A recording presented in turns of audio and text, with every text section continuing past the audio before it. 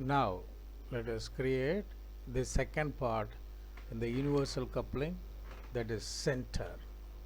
Okay, already center is created. Okay, let's insert two bodies in this. Let us take that body.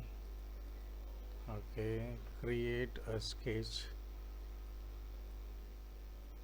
Okay, two circles. Let's start two circles, and one at 32 dia, the another one at 16 dia.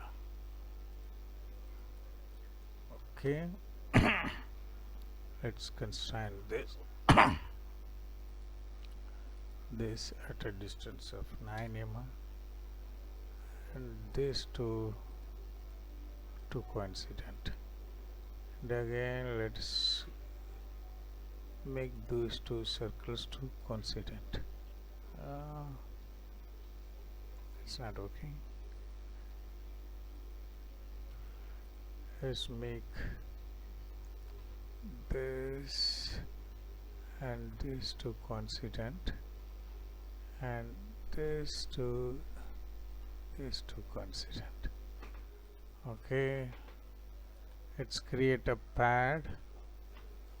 Okay, 28 and plus 28 is 56 mm. Okay,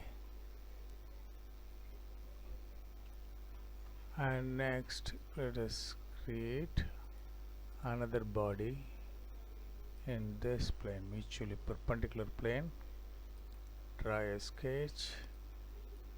Okay, and the same sketch we can reuse also. We can reuse the sketch, but let us leave it. The another circle, this one should be 16 mm.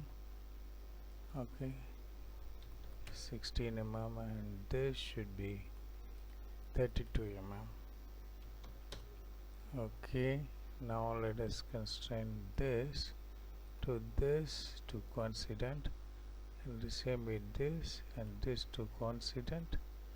Okay, and this to this, let's keep it 9 mm, and this center to this center to coincident. Okay, it's done. Okay, now again create a pad. Okay, the same way, both the direction 56, right? Okay, now done. Okay, always keep, let us keep with edge visible. Okay, now we have to do the Boolean operations. Okay, let us assemble this first body with this, and the second body let us union trim with part body, but we have to remove this face and this face also. Okay, now everything clear. The final operation in this body is give an edge fillet of 3 mm enough. Okay,